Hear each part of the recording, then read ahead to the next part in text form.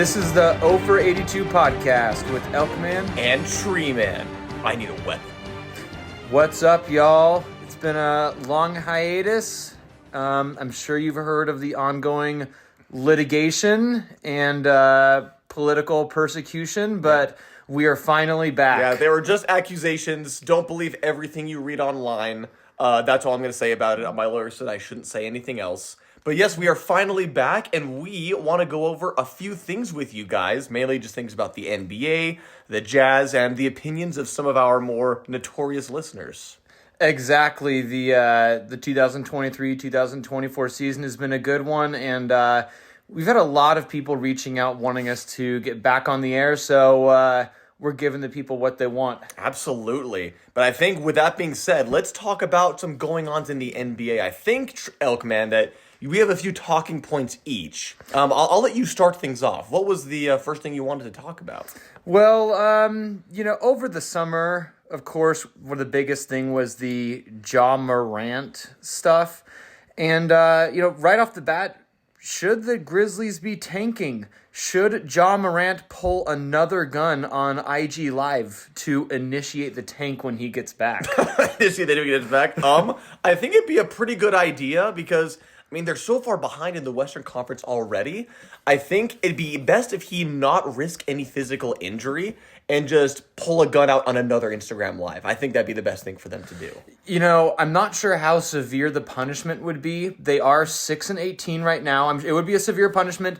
Maybe he needs to take it to the next level. IG Live, that's not enough. If he's going to really get the full tank going and demoralize the team, maybe in the arena is the way we have to go. Oh, it's a live game. Yes, a live game. Oh, I got you. I see. Maybe during the halftime show. I think that'd be a good place to get it going.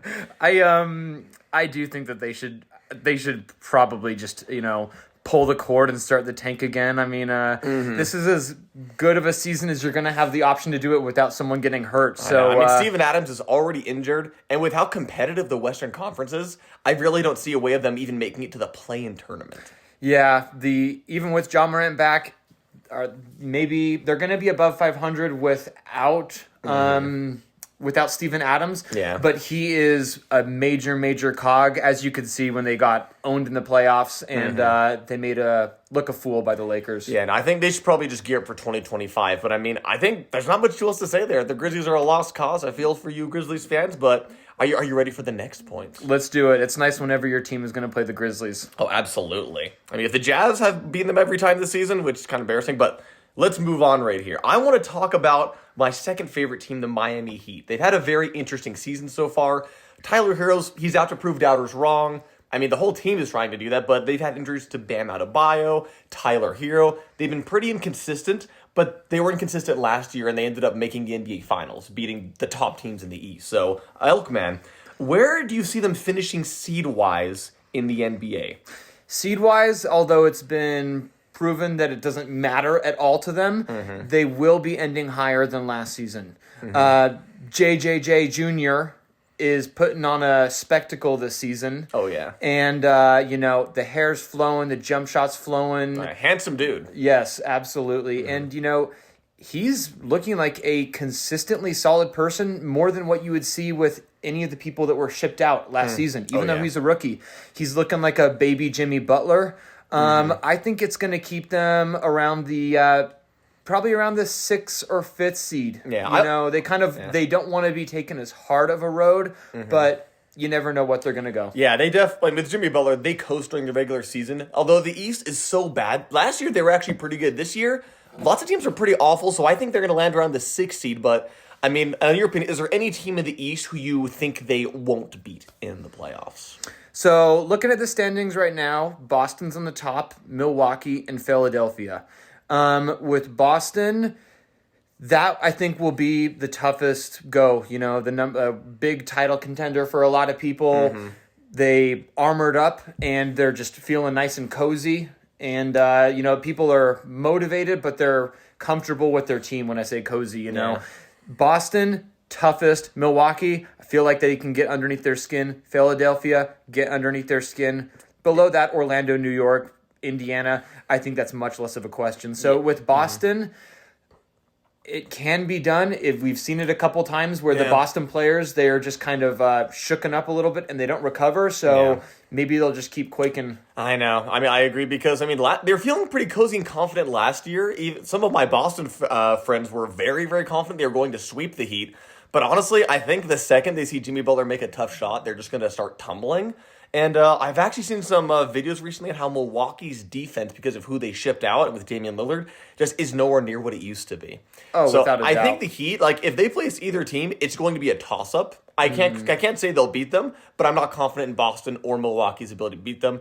I mean, the Sixers are the Sixers. It's Joel Embiid. He's going to do what he does every year in the second round, and he's not going to do anything. So. Yep. I mean, there's plenty of statistics that show Damian Lillard being, unfortunately, the very bottom of the barrel on the defensive end. He was carrying the offensive end without a doubt, but he was, out of all of the guards, he was in the very bottom 10%, which, that's nearly inexcusable, and stuff hasn't really changed. Maybe they still are going to try to work out their pick and roll offense. The pick and roll has not been as much of an integral part of their offensive game as much as you would think when they first teamed up and everyone's like, pick and roll is going to be amazing. It hasn't really synced, and the defense is going to be much more harder to sync than that. So, unfortunately, Dame time, I don't think it's going to be happening in the finals. Absolutely. Malik Beasley is not that good either, but let's move on to the next point, Mr. Elk. What do you want to talk about next? So I kind of want to, there's been a lot of crazy stuff going on in the NBA. A lot of people have been making quite a character of themselves. I'm wondering, what player in the NBA would you be most afraid of running up on in a certain situation? And I have two to start off with. We can add some more and then, see where the chips fall. First of all, right out of the gate, a hangry Zion would be something to mess with. Stephen A. Smith was saying recently that all of the chefs are, quote, trying to find Zion, and he will eat the table. So that's a really good front runner for who is the scariest in the NBA with a hangry Zion. Anyone that you can think of? Yes. If right now, because Draymond Green is suspended, it would have to be Chris Paul. I'm not sure if you saw, but there's a mantra called you can kill the man, but you can't kill the idea. Chris Paul has been incredibly physical and does have a history of nutshotting people from college up into today. So if I was trying to back him down, I think he'd try to reach into the cookie jar a little bit, and that's horrifying to think of. Oh, yeah. I would freeze up. I would immediately pass out of the post. I guess it's a good defensive strategy. I know. It would get me just to go away from there, but yeah. Draymond Green has been popping off in the news recently. What about Draymond Green that has just been swatted by Gobert and trash talk in French? You don't know what he's going to pull out. It's definitely a bit of a roll of the dice to see. You don't know what to expect. These are all pretty intimidating people in the NBA that we have right now. It's all time for NBA fans to have crazy characters that are all over the place. Oh, absolutely. I can feel that. I think that Zion being hangry is the scariest of all these, though. Oh, I don't think anything comes close, honestly. If I had to guesstimate or get more options out there, because you see, every time you see him coming down the lane, you think, "Oh Lord, he coming," and just stay out of his way right there. Do you think that Zion should be traded in the next year for what they would be able to get for him? Which we'll say it will be 3 first-round picks and a decent player. So less than Rudy Gobert and less than Donovan Mitchell. I guess they tried to trade Zion over the summer, and they were not able to. Yeah. I think you might be able to get a little more than that, but I do think you should. I think he looks like a guy who does not really enjoy playing basketball. He's just there for the money, to be able to pay off his alimony and child support. So he's not a guy you really want to build around. Not a good culture fit for any team, except for maybe the Pistons. They don't have a good culture over there. That's a good take. Or the Suns. They have no morals, so it could be them either. I hadn't thought of this before. Once this hits the airwaves, I think that we're going to start hearing some clamors about it. With Zion, I recently went back and watched some of his highlights from the first season and in Duke because I was telling people about how much crazier he was. And yeah, if you have nothing to look for when you're on your lunch break, you should look up Old Zion and be reminded how buck wild he was. Absolutely. So, yeah, we'll see what happens with that. Any general NBA stuff with you, Tree Man? Yeah. At least one more thing. I want to talk about Chet Holmgren and Victor Wembanyama. Yes. I mean, outside of Gobert, I hate the French, so I'm rooting against Victor Wembanyama. But I want to know, who do you think should win the Rookie of the Year by the time the season is over? So it's definitely changing from week to week, month to month. The first month and a half, everyone's on the Chet train. Once the couple first ESPN TNT games fade off, Chet was shooting super well. Yeah, he will continue to shoot well, probably decently well. We saw the game where he hit that game-tying three against the Warriors live. That was crazy. Yes, but also, I think through the past 5 or 6 games, Victor Wembanyama is leading the NBA with the best defensive team once he has been moved to center. I think he was with power forward, but... He was starting with power forward, and he's been moved to center. Gotcha. I am certain on this. Gotcha. I was just reading about this today. And, having someone that is... he also leads the league in steals plus blocks. Shai Gilgeous-Alexander leads the league in just steals by a very wide margin. Yeah. But combining steals and blocks, Victor Wembanyama's on top. And... I think right now, if you had to call it Chet, right? That's easy. I think it's gonna get closer. I think that I'm still gonna go with Chet, though. I'm just saying it's gonna be a closer race than it is right now. Yeah, I think Victor. I think Chet should win it. I think, career-wise, I think you probably would want Victor. But as far as the season, he's playing on a team that's going to the playoffs. Of course, there's a whole debate over who has more help, whether that should factor into Rookie of the Year deals. But, I mean, Chet's helping his team win big games against big teams. I think he should win it by the end of the year. But the narrative of Victor being the second coming of LeBron, I think might have him win it by the end. But yeah, I hope it doesn't happen. I was taking that into consideration as well, was saying that it's going to be close about the media bias and how they'll, continue to push that as, in some people's eyes, Wemby is much more sexy. Absolutely. They like a sexy Wemby, but we take no bias here at 0 for 82, we call it how it is. Yes. No bias, of course. Of course. Just don't ask me about Klay Thompson or Kevin Durant or Chris Paul. All right, yeah, we'll keep going from there. Yes. But I have one more point for the NBA before we get to jazz stuff. But, man, is there anything else you Nope, go for it, Tree Man. All right, just quick one like and one dislike from the in-season tournament. I think it's a pretty easy dislike, but and a lot of I think that this is a pretty common opinion, but it's the crazy. Some of the courts are just really terrible. Oh yeah, and I think it was done intentionally. Oh yeah. To get the show popping off. Everyone was talking about. We're talking about it right now. Clearly, yes, it worked. Yeah, and I was sending pictures to you. I was sending pictures to other people of my TV with the crazy Pacers court, with the crazy what's the neon green one? What, neon green court? Yeah, maybe it was maybe the Pelicans might have done that. It was the Pelicans. Yeah. It was the Pelicans. And so and I'm seeing it on Reddit, Facebook, yada yada, about people being like, what is going on with these courts? And everyone immediately knew what it is. They didn't have to do any advertising for the in-season tournament. So, although this is one thing I disliked, I'm giving them props. It was a genius move. What's one thing you didn't like about it? The one thing I didn't like, I love ridiculous things, so it's hard to find anything I didn't like about it, honestly. Okay. If I had to really dig down into it, I'd probably just redesign, because the courts, I loved the colorations, but the big stripe down the middle was a little off-putting sometimes. Next season would just change it to inside the three-point line is one color and outside the three-point line is another color. Make it have a little more clean, but people see the colors and they know what's going on. Yeah, that's going to be really fun, seeing in the next seasons what people look forward to what the jerseys are going to be, and now there's going to be people like everyone's going to be looking forward to seeing what the in-season tournament courts are. Yeah, and I think they're going to be different. Yeah, and then one more little thing, I'd like it if the semifinal games were in the cities of the teams because the fans were going to go crazy for those. Because Las Vegas has a lot of fair weather fans. They don't really have any NBA teams there. A lot of casual fans, aka Laker fans. Absolutely, yeah. So that'd be the one thing that I would change about it. Yeah, I agree. Cool, yeah. So both of these things have some good stuff about it, some good potential. It was a really fun time to watch basketball, and so with one positive I'll say with it, you could continue to see the ripple effects of this.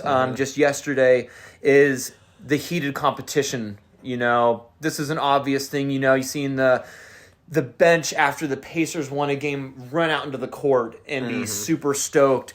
The crowd being super stoked when it was in their own city. Yeah. And then what I was saying from a day ago of, the Giannis demanding the game ball after scoring the Milwaukee Bucks franchise record 60 points. There had been a feud boiling between the Milwaukee Bucks and the Pacers because of the in-season tournament, know? And shoot.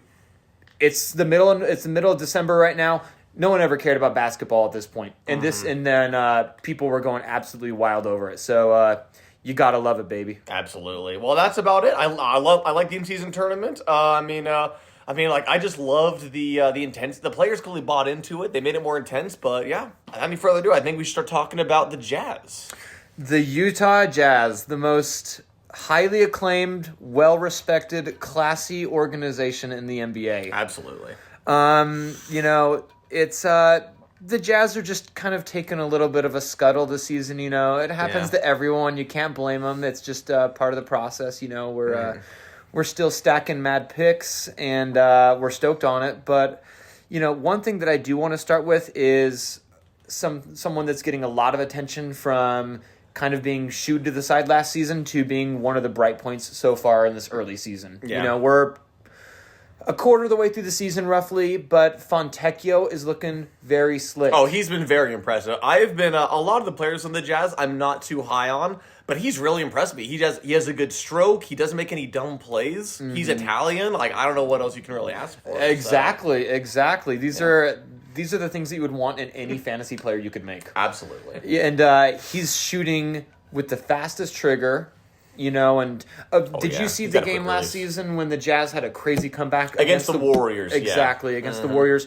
And I think he had a game-winning dunk. Yeah, he had the game. Yeah, I think some Jazz player stole it, and then he was cutting it on the fast break, and he had the game-winning dunk again. And so, did you know that in that game, he got injured? I did. And he was fighting for his position in the NBA at that point. And there is a black and white difference between his efficiency before that game and after that game. He did not want to be taken out. He continued to play because he was on the fringe of staying with the team. And, his shooting was really off after that. But, he recovered in FIBA. He was, I was hearing Zach Lowe and some other people talk about Fontechio being one of the brightest points in FIBA basketball. And he's continued it. He's looking very solid.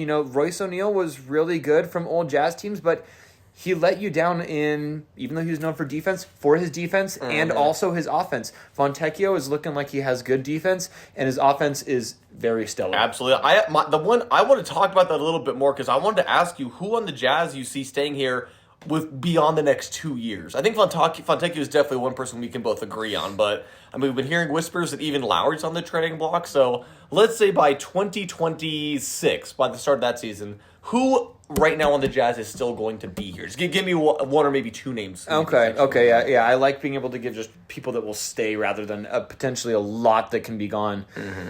All right, just 1 second.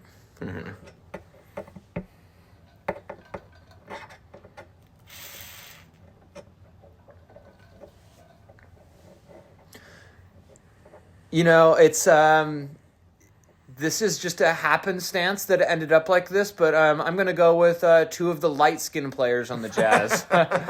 I'm going to go with, as we were talking about, Fontechio. We got to sell tickets, so it makes sense to me. True. Fontechio and Walker Kessler. It's easy to be dismayed by Walker Kessler not doing so well this season, but it wasn't that long ago that he was just tearing it up in the regular season with his defense, and it was, especially with how cheap of a contract he would be with being in like the middle of the first round, you'd have to be rolling the dice with him. It's kind of just about rolling the dice right now, and like you're saying, if they happen to ship off Lowry, just filled with tons of picks and just kind of rolling the dice with the most fortunate odds that you think you can. So that's what I'll go with. What do you say? A bit of a hot take. I don't think the only one who I think is actually going to be here is Fontechio. I think because Lowry's already 26 or 27, like he's already past the page where you really start getting better as a player. Sure. And I think the Jazz are going to maybe sign him to a deal, and then ship him out. Colin Sexton, I love him, but he's not that consistent. Yeah. Jordan Clarkson, he's just trade bait at this point. I really don't think. I think no one is off limits. As crazy it is to say. Yeah, it is. It is a process that's going to be longer than people expect. And I think that's a pretty good point, Tree Man. Lowry, he's not going to get any more athletic. And you got to weigh all the odds of what dices you're rolling with each player, and he's a tall player that drives to the basket. You can't help but think that there might be some type of there's just more of a risky player. Absolutely.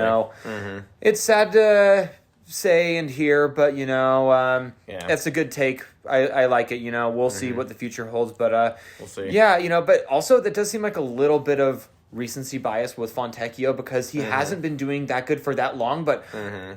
In this moment, he is looking very good, without a doubt. Absolutely. And then the other Jazz points I have are more fun points, like trivia to ask you. Do you have any other more serious on-season points before I get to this? Yes, I do. I heard in a post-game interview with Will Hardy recently, Coach Hardy, about how any team that is going to be trying to go for a championship needs to have in their DNA being able to play more than one types of defense. You saw that with the Heat making some waves of going back to zone and doing super well and throwing off their opponents in the postseason with that. And I have a couple of cool stats about the Jazz's zone the Jazz's zone defense this season. Within the past 8 games, their zone defense, points per 100 possession, 96. Is that good or bad? That is good. Okay. So you average about 108. Okay. And so these are like half court metrics. And then for a man-to-man defense, it's 1.05. Yeah. So for every single time the other team comes down the court, they get 1.05. Yeah. 0.96, that's a very good number. Yeah. This is just over a small stretch, but it's kind of just nice to see the Jazz pulling the zone out a lot. If you watch the games, you can see them playing zone a lot. Yeah. And that's going to be what the Jazz are going to be doing going forward. Building a team around people that are able to play zone defense rather than, Gobert's been doing awesome, but and they have been doing different defenses over there. But when we had, when the Jazz had Rudy Gobert, they were just doing one type of defense. Yeah. And, the goal is to have versatile defense and players that can do that. Taylor Hendricks, Fontechio, maybe Kessler. We'll see what it involves. Absolutely, yeah. And then I think I see right here, don't you have the maybe the worst at pick and roll defense? Is that what I'm seeing right here? That is true. The Jazz are, you did peep my nose correctly. The Jazz are 30th in the league in pick and roll defense this season. So it's not been a very bright spot on the offensive or defensive end. I can't say any of the guards we have are like people that I could see being good at defense, which is pretty rough. Just a little bit of a more perspective on the regular defense versus zone defense. The Jazz are 26 in the NBA in regular defensive efficiency and 17th in the NBA in zone defensive efficiency. So zone's been going pretty good, I guess we'll see if it's just too early so far or if Coach Hardy and his team have a knack for coaching zone defense, and we got some players that are good pillars for that. Absolutely. Cool. That's what I got for the Jazz right now. All right. Editor, can you please put on the Do You Want to Be a Millionaire music? All right. Time to see if Elkman is actually a true Jazz fan. Oh, so I have 3 questions for you. If you get all of these, you can say you are a fan of the Jazz. If not, you'll have to try again next year. Oh, my. Okay. I'm ready. Right. I'm going to get it. First question. Who hit the game winner in the Miracle in Miami? May I ask one question? Yes. You can deny this question if it's inappropriate. It was in overtime then? Yes. Okay. Yeah. If regulation is not a game winner because it went to overtime.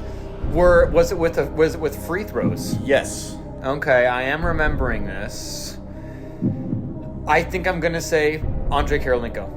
It was Francisco Elson. Oh my gosh. Oh no. Well, so while you may be not a true Jazz fan, let's see if you at least have some Jazz knowledge about Jazz history.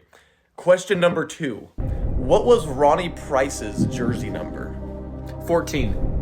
Ronnie Price's jersey number was 17. Oh no, you're 0 for 2, Elk Man. What is going on? Okay.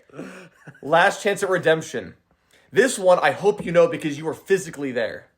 What was the final score of the Jazz Oklahoma City Thunder game where Darren Williams and Kevin Durant dueled? Where you were 4th row?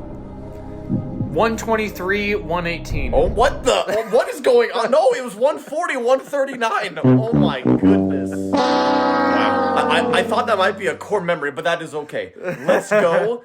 Wait. I'm going to counter this with a double or nothing question for you. Okay. A double or nothing. If you get this, then you are the Jazz fan. Oh no, this is a question for you. Oh, I know. Yes, I'm saying. Yeah. Oh, okay. Yes. Yeah. If I get this wrong, then you are a true Jazz fan. Yes. And I'm not. Yes, this is correct. Okay. Who coached in the 2010 playoffs? Memos hurt. Darren Williams, Boozer. Adrian Dantley. Okay. Yeah. Okay, well, Yeah. I'm going to try again next December of 2024, and I will remain silent until then. Yeah, no, I figured you were going to ask who was coaching against them. Then. Yes. Because it is an old Jazz player. I gotcha. Well, there we go. All right, now just 3 quick, more fun questions, and then we'll get to the voicemail messages of our fans. The listeners want their questions answered. All right, last one. Basically, I'm going to give you 3 current or former Jazz players. You Okay. need to tell me which one you would marry, which one you would screw, and which one you would kill. Okay, I like this. I like this exercise. My brain dwells on this more often than it should. First is Colin Sexton. The second is Kelly Olynyk. And the last is Kirilo Fisenko. Oh baby. All right. Who would you marry of Sexton, the 3? Olynyk, Fisenko. Okay, so.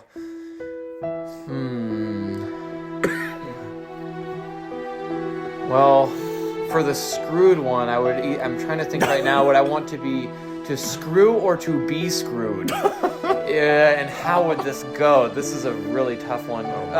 First of all, with Mary, I think I'm gonna have to go with Fisenko. Oh yeah. I think strong man. He's Ukrainian.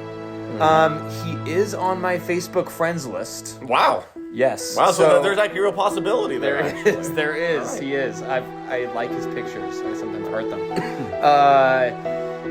Next, screw or be screwed or kill. I think that I'm just gonna try to take it on a whim and say for the screw, I'm gonna say that I want Kelly Olynyk to screw me. Whoa. He kind of just works the offensive end of the court very well, so I could only imagine he can work your defensive end just as well. Exactly.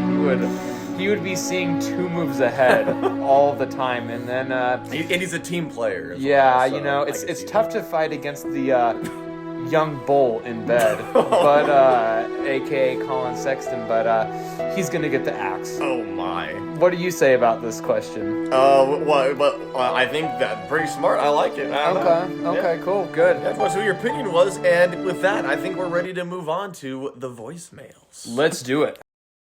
All right, first question we have here is from a very long-time listener, Devin B. Utah Jazz. He sent in a paper listener mail, which is awesome. Oh, yeah, nice. There's like a little wax stamp on there and stuff. Let me just pop it open.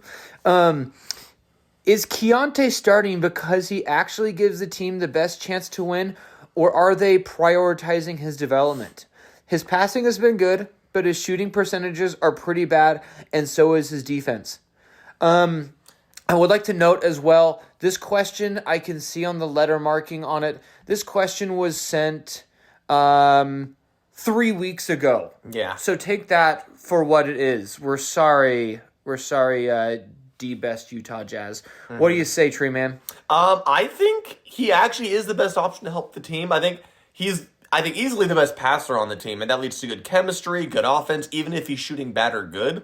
But I don't think the Jazz care about his development. Otherwise, they would have been playing him earlier, to start the season instead of just keeping him on the bench for so long. I agree. The time between the letter being put in the donkey's bag and arriving to us, is definitely made this question a bit easier. But thank you for sending in your question. Mm-hmm. But and you saw that he was hurt the other day, right? Yeah. And but leading up to that, career high 30 points.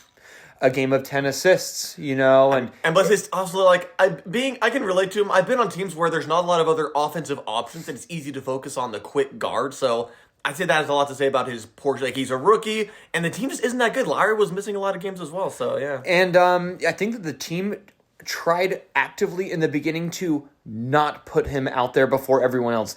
I think that they wanted to get everyone else popping off so that they could potentially trade them or just get a better evaluation of what's going on. And Colin Sexton, THT, they were garbage, but luckily the trade season has opened up last week, and they are on fire to start the trading the first week of trade season. And Devin did have another question. Can Colin Sexton and Jordan Clarkson play together on a winning team? No. Their skill sets seem redundant.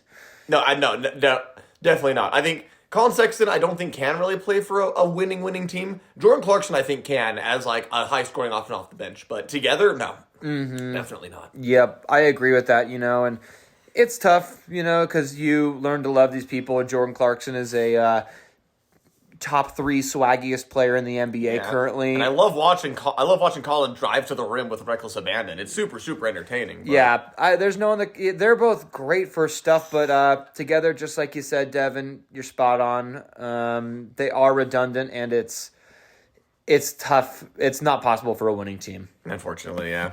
And with that, thank you so much, Devin. Let's go to the next fan message. This message is coming from Belated. Thank you, Belated. You sent in 4 messages for us, so we're going to chug on through these real quick. Is Devin Booker the best 2-guard in the league? As much as it pains me to say this, Devin Booker has been the best 2-guard in the league for a few years now.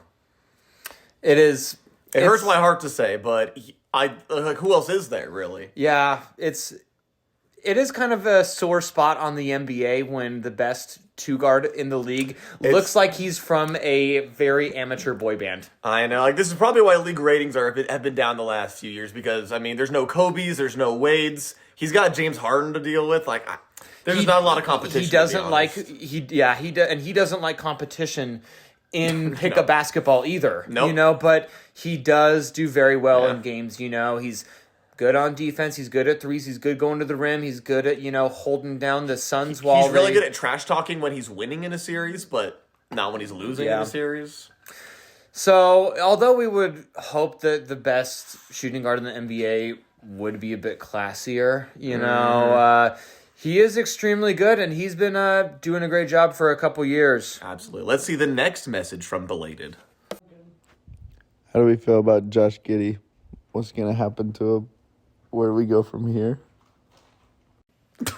All right, I'll take this one real quick. I'll just say that Josh Giddey, he ain't a rookie this season, but he made a rookie mistake if I've ever seen one. You got to be checking that ID. You got to be asking for some documentation on this stuff. They're keeping it pretty hush-hush. I think that it's going to be actually just mulled over, and he's going to... Unfortunately, his lawyers are going to be so very expensive, and he's going to win this. Indeed. I need to answer this in a way that will not impact my ability to work at other future job opportunities. It seems like an honest mistake. It's pretty easy to be tricked by this younger generation.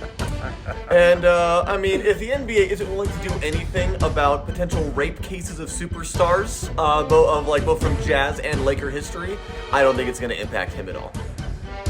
Yeah, that would pretty much seem what it is. Yeah. Next question by Belated. How did Miles Bridges come back so quickly? I thought he was done. Has Miles Bridges played this year? Do you know what he's talking about? Yeah, Miles Bridges, yeah, he beat up his wife and got arrested for it. Oh, I was thinking of Mikal Bridges. No, Miles Bridges. Okay. Well, this seems like definitely a sore spot on the NBA this season for how they're handling. Maybe, this is very different than the one that we just talked about, but it's certainly, I think, one of the grimmer spots of the NBA, and it's an awkward situation to how do you punish someone when they have to be innocent until proven guilty, no matter, that's just the way that the system works. And unfortunately, on a more serious note, the NBA really doesn't penalize players for domestic abuse. Yeah. If you want to research it, just look at YouTube videos on it. That's not something the NBA really cares about, unfortunately. Yeah.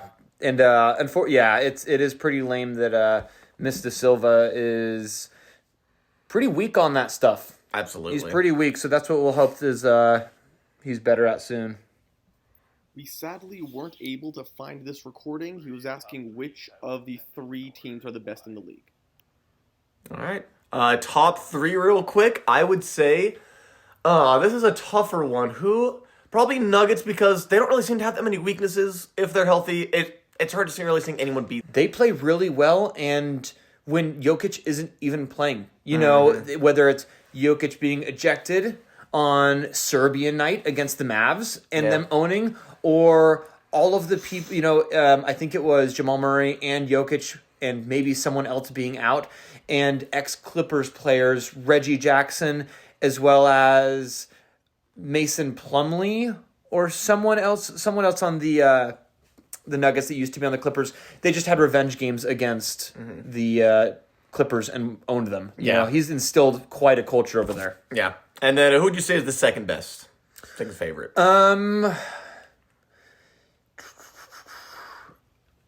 I think I'm going to go with, right now, they're just looking real nice to me, the Timberwolves. Oh, yeah. They've got the quote-unquote Biggie Smalls defense with Rudy Gobert, Karl Anthony Towns switching all over the perimeter. Nas Reed has been absolutely dominating lately. He's been doing such a good job. 7 threes he made the other day? 7 threes in a row. He's almost averaging 50, 40, 90 this year, averaging a lot of points per game off the bench. Yep. He's 6'8", so they slot him at small forward. I think he might be 6'9". Him, Cat, and Gobert on the court, teams don't know how to handle it.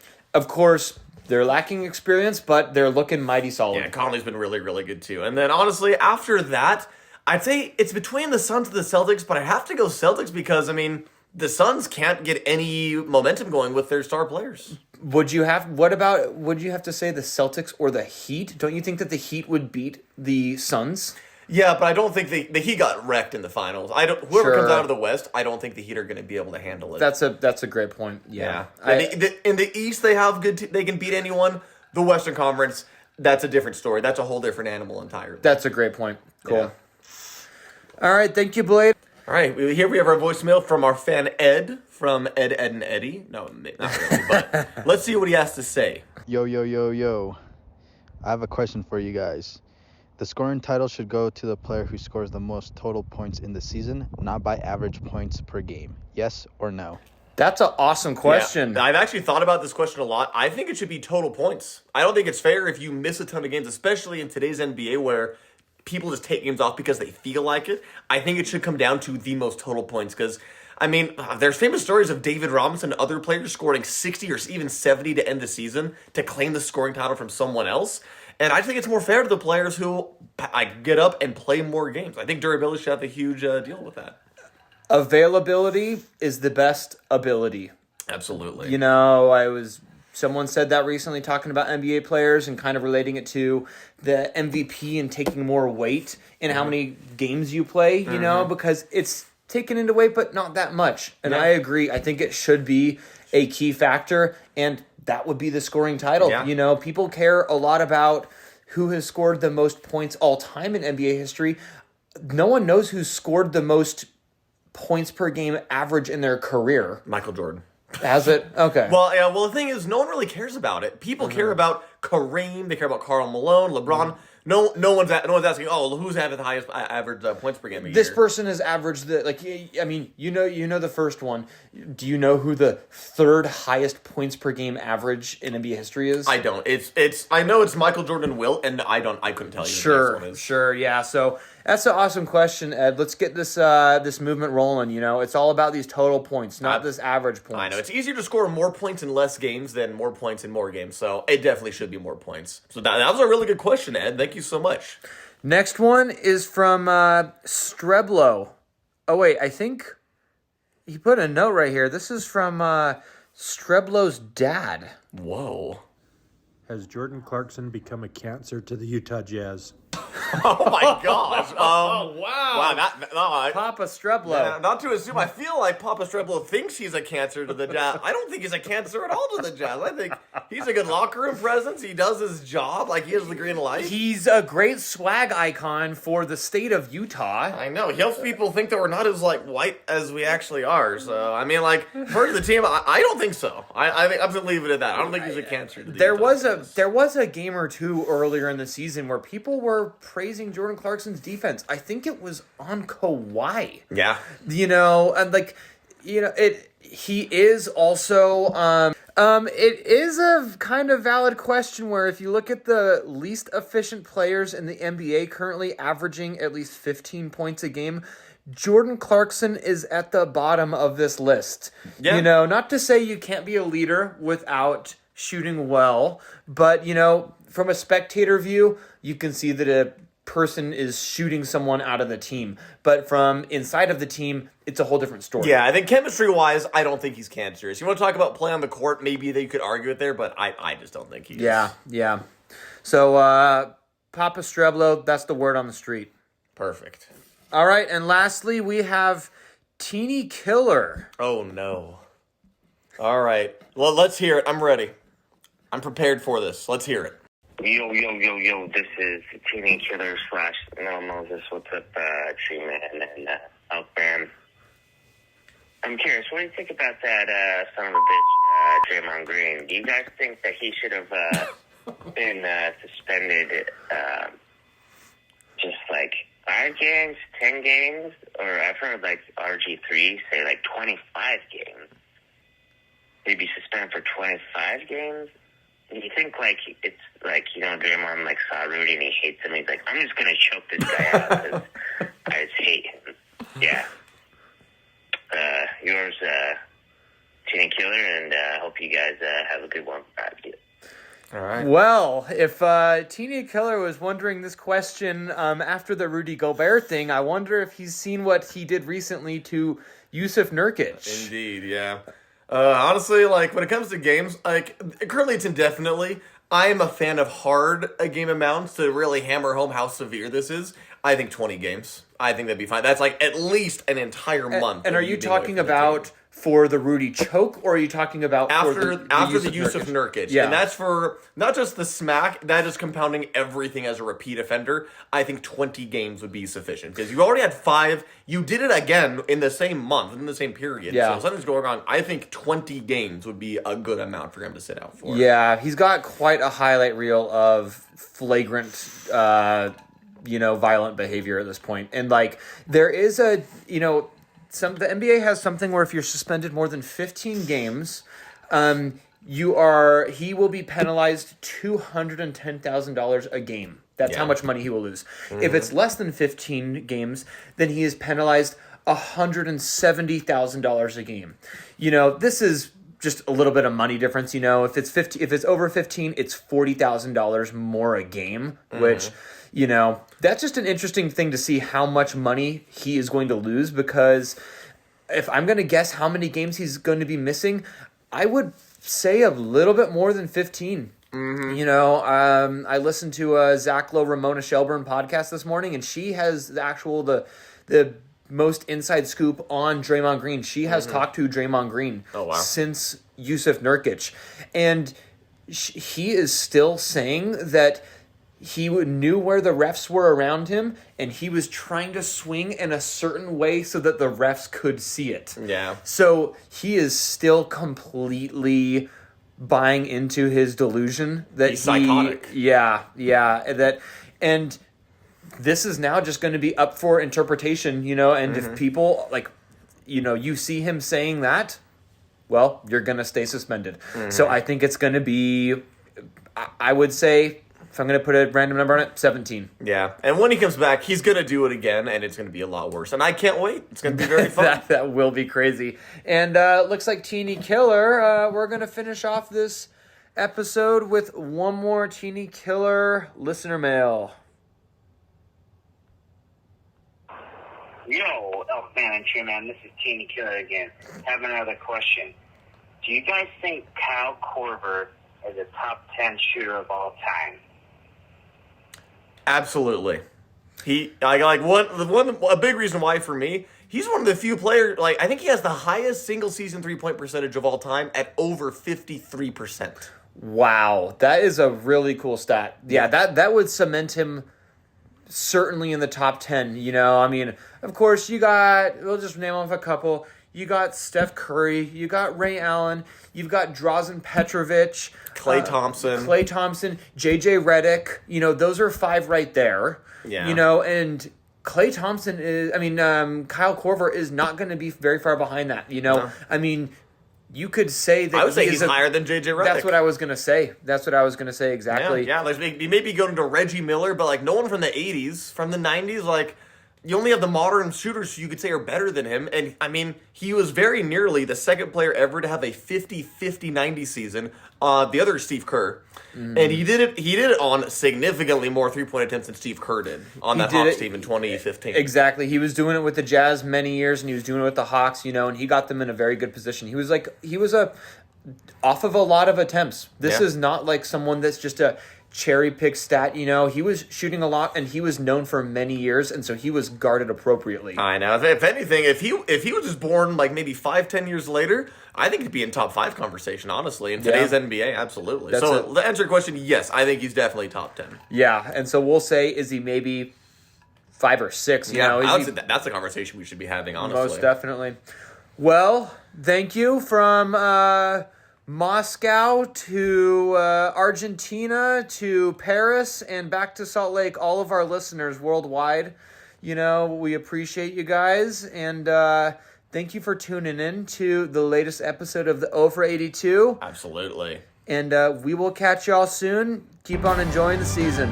Absolutely. Thank you all very much, and we will talk to you later. Bye-bye.